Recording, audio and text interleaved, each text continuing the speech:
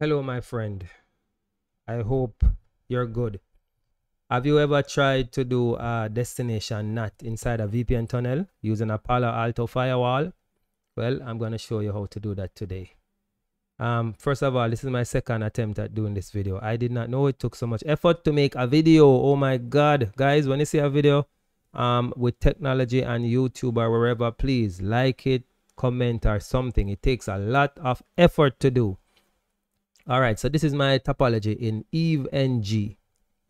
I have a VPN tunnel between my SonicWall here on the right and my Palo Alto firewall here on the left. I have a web server simulated here. It's 10.0.1.2, and then on the client side I have 10.0.3.2. Now I want the client to be able to hit the web server, but here is the challenge. I didn't put it here, but let's say, for example, I had another network coming off the SonicWall that was using the same 10.0.1.2 that is on the web server, right? If I had that, that means I would not be able to hit the web server on the remote side. So what I have to do, I have to get another fictitious IP, and when the client is trying to get to that IP address, when it goes over the tunnel and hits the Palo Alto will translate that destination address to the 10.2.1.2. And when the traffic returns from Palo Alto to the client, the Palo Alto will then retranslate the destination to the IP address, the fictitious IP address that we used. All right, so this is my physical topology. The Palo Alto connects to the SonicWall. These interfaces at the top here, X on the SonicWall, X1 and X0, you can ignore those. I'm just using those for management and internet. And on the Palo Alto one, the management interface and the Ethernet 1/2/3, please ignore those. All right, so let me show you what it looks like logically. Again, you want to do a destination NAT. So we have the web server here, and it has the 10.0.3.2. No, that is not correct. The web server has the 10.0.1.2. All right, so this is our web server. It connects to the Palo Alto firewall. So the Palo Alto firewall, and this is the .1 on this network here. Palo Alto has a VPN tunnel over that interface, which is, we're using the 10.0.2 network. And we're setting up a VPN tunnel across to the SonicWall firewall. And the SonicWall is .2 on this network. The Palo Alto is .1. And then on the client side now, we have, on the SonicWall side, we have our client, which is 10.0.3.2. And of course, the SonicWall is .1. So again, we want this client to be able to send traffic to our web server. We already have a network that also has the 10.0.2. The 10.0.1. So if we're going to send traffic to 10.0.2 and we want it to 10.0.1.2 and we want it to get to the remote web server, normally that wouldn't happen because this firewall is going to send the traffic out on this LAN. Yeah, it's going to send the traffic out on this LAN. So in order to combat that, when we're going to go to the web server, we're going to use an IP address that does not exist on this side of the network. So we're going to use a 10.9.12.2 to represent this IP. So when the client sends traffic to the web server, it's going to put the 10.9.12.2 as the destination.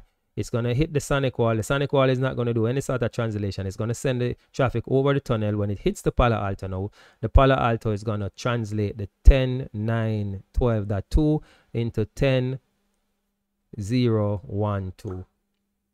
All right, and it's going to do the retranslation, and the traffic is going back to the client.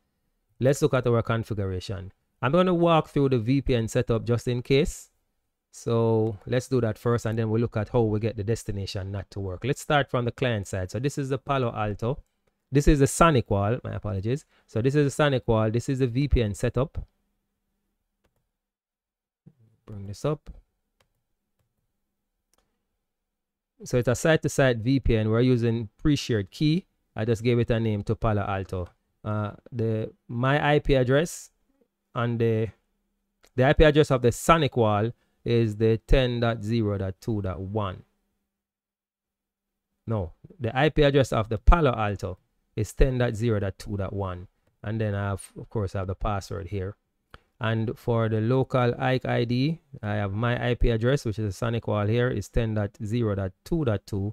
And then the remote or the peer IP is the Palo Alto 10.0.2.1. And if I go back to my EVNG, this is the network here, and these are the respective IPs.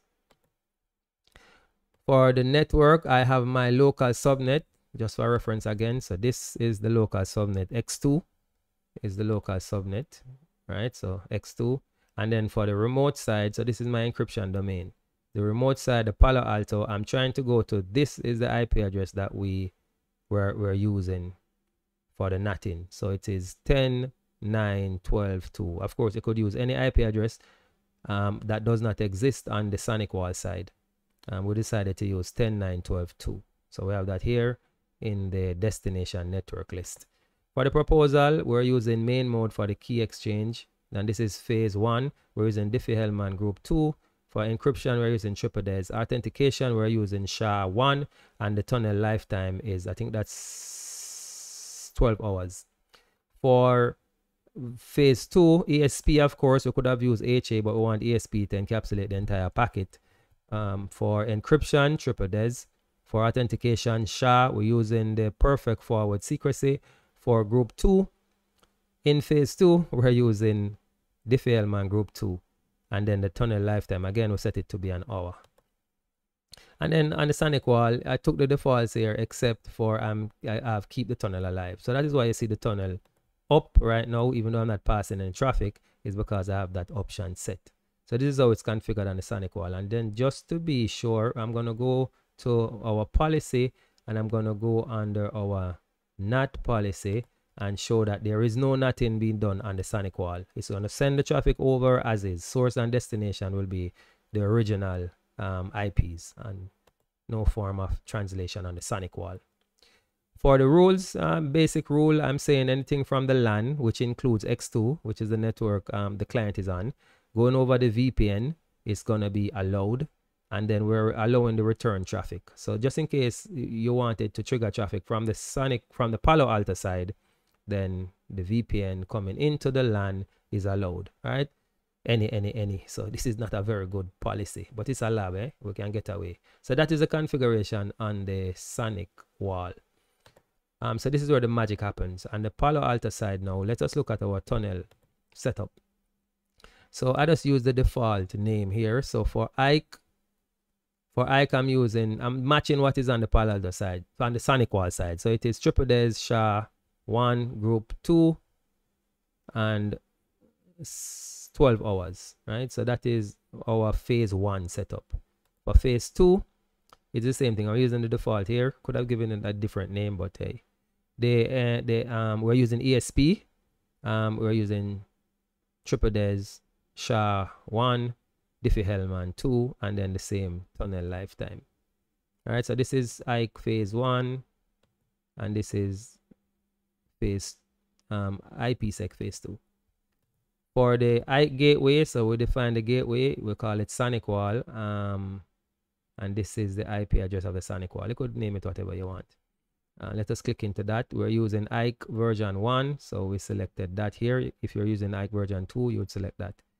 And it's an IPv4. We're using Ethernet 1/2, which is this interface here, Ethernet 1/2. Our local IP address, so the IP address of the Palo Alto is the 2.1, and then the SonicWall is 2.2. We're using pre-shared key, and we're matching the passwords, and we're matching the local IKE and remote IKE IP addresses here. When I go under advanced, I have selected my IKE profile, and of course it's the default one that I had before.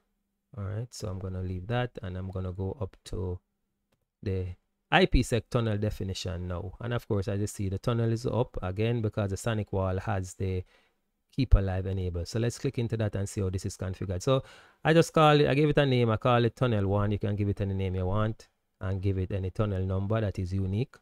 it is IPv4, and then the gateway is the gateway that I defined down here. Hopefully you're seeing my mouse, this gateway. So that's the SonicWall there. And then show advanced, I selected the defaults here. And then this is the important part, my VPN domain definition. So I'm saying I created an ID 2, and let me show you how that looks if you're creating. So just give it give it an ID, whatever you want, for example, yeah. But I use ID 2, and then I said, you know what, I can click into it, right? I use ID 2, then my local. So this is the translated IP, right? So when the client sends the traffic from the SonicWall side, it's gonna come as 10.9.12.2. So this is my local side, and then the remote side, this is the IP address that the client is on, which is 10.0.3/24. Protocol is any. Of course, you could have tied this down some more to be more specific, but it's a lab again. So this is the encryption domain that I've defined. And very important in here, my local address is that destination NAT address, and then the remote side, of course, is the side that the client is on. So that is my tunnel setup here. All right, another important thing, very important thing to do, if we go under routing and we go under the default VRF and I go to static route, you notice that there's a route here for the 10.9.12.2. So this route this configuration brings the route onto the Palo Alto. We're pointing it to Ethernet interface 1/1. What is Ethernet interface 1/1? That is the interface that leads to the web client, the web server. Now, if we did not have this route defined, then the NAT would not work, because the firewall needs to check its routing table to see if it has a route to the IP address that you're NATing. Okay, if there's no route, the firewall is gonna drop the traffic. All right, so this is how it is defined. There is no next up, so that's set to none. These are the options, but we set it to none because it's not needed. We just need to get this route into the routing table. Okay, so that is the most important part to have. And then now let's go look at the rule. But before we look at the rule, let's look at the tunnel interface. So we created this tunnel interface here. We put it in the VRF default, and then the security zone is VPN 1. That's the zone we decided to use. All right, everything else is the default. There's no IP address on the tunnel. If you notice, no IP address is defined on the tunnel. None is needed. Very good. So let's look now on the policy. So let's look at the security policy first, and then we jump to the NAT policy. So for the security policy, real simple. It's policy number 2 and number 3. For traffic coming from the inside, so this is source here. So traffic coming from the inside, and if we have any, again in production, you'll tie this down. If the destination is the VPN, we allow it. And then we have the reverse. If the traffic is coming in from the VPN and the destination is inside, we'll allow it. Of course, you know, we could have made this into one rule. So we could have put the VPN up here and then put the inside here and just have one rule for that. But again, it's a lab. Don't need to be too neat and fine with that. All right, and it doesn't want to drag, so I'm going to leave that alone. All right, let's go to the NAT now. This is the important part. So again, remember, we're doing a destination NAT. So the traffic is going to come in from the client side with 10.9.12.2. It's going to leave the SonicWall unchanged. When it hits the Palo Alto now, we're going to translate it to the inside IP address of the web server.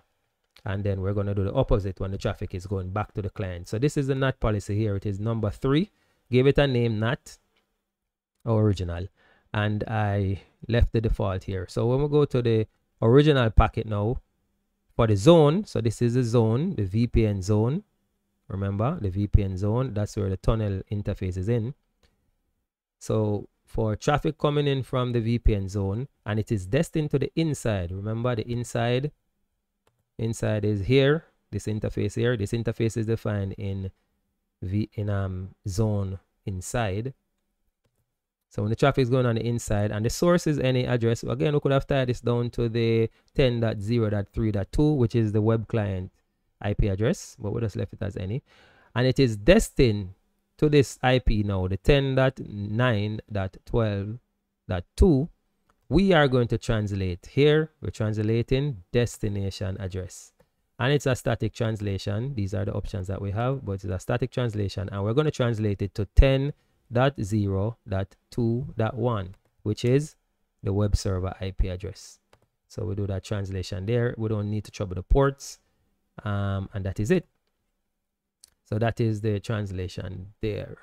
All right. So is it working? I don't know. Let's check if it is working. Before we check and we try to fire up a web client, I'm gonna do a packet capture, and this is good old even G, so I can do the packet capture from here. So I'm gonna do Ethernet 1 is our first Wireshark, and then I'm gonna capture the SonicWall interface down to the client, which is X2. So this is our second Wireshark window, and I'm going to go on the client. Let me get back to Eve. I'm going to go on the client. I'm going to bring up my client, and before that I need to bring up my web server and make sure that the IP address is on it. I don't remember if I told it to save the IP address, so let me go. No, it doesn't have it, so let me put it back. So it's 10.0.1.2. the mask is a /24. The gateway is the Palo Alto .1, and I don't need a name server, but I'm just gonna put one here. Okay, that. And then now I'm gonna go back to my client. Let's see if the Wireshark is saying anything. Well, here it is getting some DHCP. So this was from my web client. It was running DHCP, so that's why we see that traffic here. And my client, the web, no lie, I'm lying. This is from my web server, because I didn't put the IP address. It was trying to get the DHCP address. And then my web client now, I see it's doing some requests to Google DNS. I guess I can throw that out, the captcha. So let me go here and then filter, apply filter, and I do not want to see that. And I also don't want to see ARP, so I'm going to come down here and then apply, and I do and not. Okay. All right. So now from the client, I'm going to bring up a web browser, and I'm going to try to hit the web server. And again, I am not going to use the 10.0.12. I have to use the 10.9.12.2. All right. So almost a week later, I am finally back to finish up this video. I had some problems with the VM. My web server was not responding, so I had to take the IP off, set it back, and then after that we were good. As you saw a while ago, I was able to hit the web server, and here I am looking at the logs from the Wireshark. And what was I doing here? I can't even remember. But anyways, the browsing was successful. As you can see, they had some HTTP transaction going on there. So yeah, that was it. It worked. All right, guys. Again, thank you so much, and I hope this helps. All right. Bye-bye.